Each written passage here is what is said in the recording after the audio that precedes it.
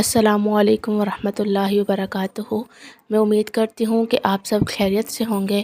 اللہ سے دعا ہے کہ اللہ پاک آپ سب کو اپنے حفظ و امان میں رکھے۔ آج جو ہمارا ٹاسک ہے وہ ہے کہ حضرت خضر علیہ السلام کون تھے، تو اس کے بارے میں قرآن پاک میں بھی آیات ہیں اور احادیث ہے جو میں آپ کے سامنے بیان کروں گی۔ حدثنا ابی بن کعب قال سمعت رسول اللہ صلی اللہ علیہ وسلم یقول، کہ ابی بن کعب رضی اللہ تعالیٰ عنہ فرماتے ہیں کہ میرے رسول اللہ صلی اللہ علیہ وسلم سے سنا فرماتے ہیں کہ حضرت موسیٰ علیہ السلام ایک بار اپنی قوم میں نصیحت کر رہے تھے۔ اللہ تعالیٰ کی نعمتوں اور بلاؤں کا بیان کر کے یکایک انہوں نے کہہ دیا کہ روئے زمین پر میں اپنے سے زیادہ بہتر اور بڑا عالم کسی کو نہیں جانتا۔ تو اللہ تعالیٰ نے انہیں وحی بھیجی کہ میں جانتا ہوں ان میں سے موسیٰ سے زیادہ بہتر کون ہے، یا موسیٰ علیہ السلام سے زیادہ علم والا کون ہے۔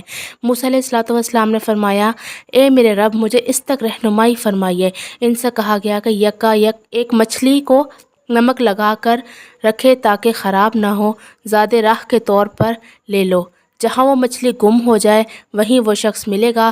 حضرت موسیٰ علیہ السلام ان کا نوجوان ساتھی چل پڑے، یہاں تک کہ ایک چٹان تک پہنچے لیکن کوئی نہ ملا۔ وہاں سے آگے چل پڑے اور نوجوان کو پیچھے چھوڑ دیا۔ اسی اثنا میں یکایک مچھلی تڑپتی پانی میں اور پانی نے حرکت کرنا چھوڑ دیا، وہاں ایک طاق سا بن گیا۔ اس نوجوان نے کہا کہ ارے میں اللہ کے نبی سے ملتا ہوں، انہیں بتلاتا ہوں کہ مچھلی غائب ہو گئی ہے۔ لیکن وہ بھول گئے کہ جب دونوں آگے نکل گئے تو موسیٰ علیہ السلام اپنے ساتھی سے کہا کہ ہمارا ناشتہ لے کر آؤ، ہمیں اس سفر میں بہت تھکاوٹ ہو گئی ہے۔ فرمایا کہ تھکاوٹ اس مقام سے آگے نکلنے کے بعد ہی محسوس ہوئی تھی، اس سے قبل نہیں ہوئی۔ اب اسے یاد آیا کہ اس نے کہا کہ آپ کو معلوم نہیں، جب ہم نے چٹان کے نیچے پناہ لی تھی تو مچھلی کا ذکر کرنا میں بھول گیا تھا، مجھے شیطان نے ہی اس کا تذکرہ کرنا بھلا دیا تھا۔ تعجب ہے کہ مچھلی نے تو سمندر میں اپنے لیے رستہ بنا لیا۔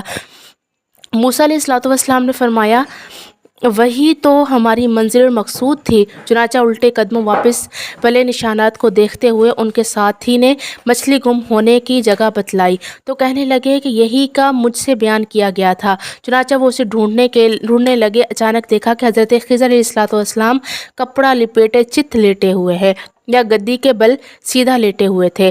فرمایا، السلام علیکم۔ خضر نے چہرے پر سے کپڑا ہٹایا، کہا وعلیکم السلام، تم کون ہو؟ فرمایا، موسیٰ ہوں۔ کہا کون موسیٰ؟ فرمایا، بنی اسرائیل والا موسیٰ۔ کہا کیا عظیم معاملہ ہے جو تمہیں یہاں لایا؟ فرمایا، میں آیا ہوں تاکہ جو علم آپ کے پاس ہے مجھے بھی سکھا دے۔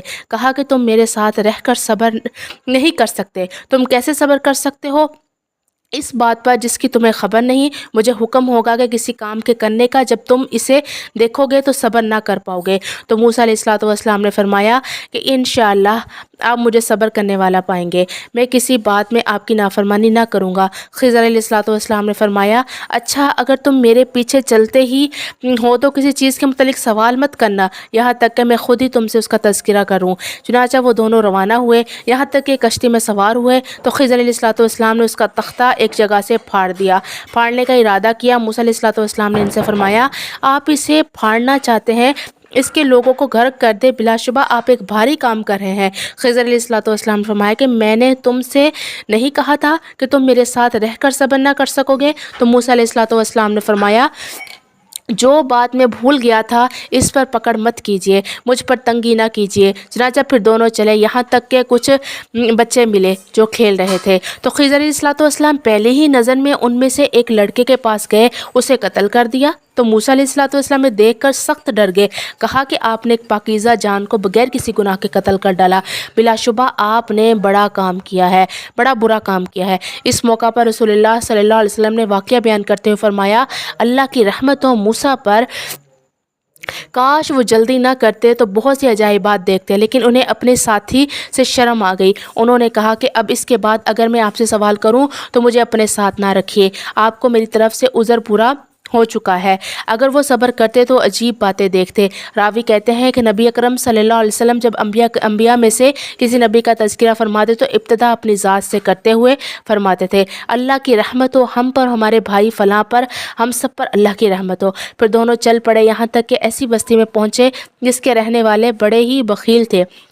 یہ وہاں کی مجلسوں میں گھومے پھرے، ان لوگوں سے کھانا مانگا تو انہوں نے میزبانی سے انکار کر دیا۔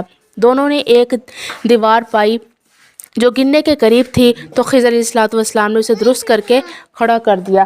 موسیٰ علیہ الصلوۃ والسلام نے فرمایا اگر آپ چاہتے تو اس کام کی اجرت لے سکتے تھے۔ خضر علیہ الصلوۃ والسلام نے فرمایا یہ میرے اور تمہارے درمیان جدائی کا وقت ہے۔ ان کا کپڑا پکڑا اور کہا کہ میں آپ کو بتلاتا ہوں ان باتوں کی حقیقت جن پر آپ صبر نہ کر سکتے تھے۔ جہاں تک کشتی کی بات ہے تو وہ چند مساکین کی تھی جو سمندر میں کام کرتے تھے۔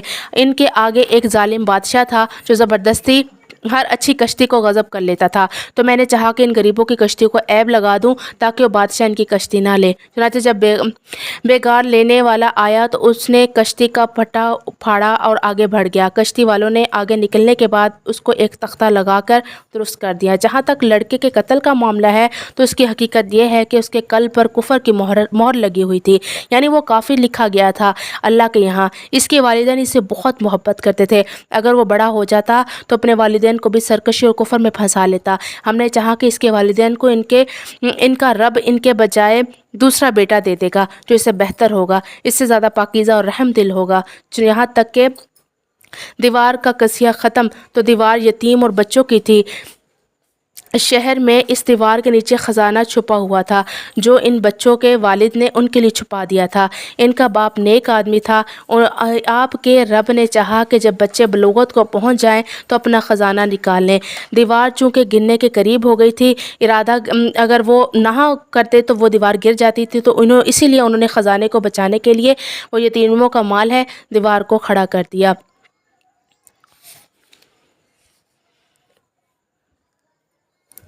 اللہ سے دعا ہے کہ اللہ پاک ہمیں اس واقعے پر عمل کرنے کی توفیق عطا فرمائے، آمین۔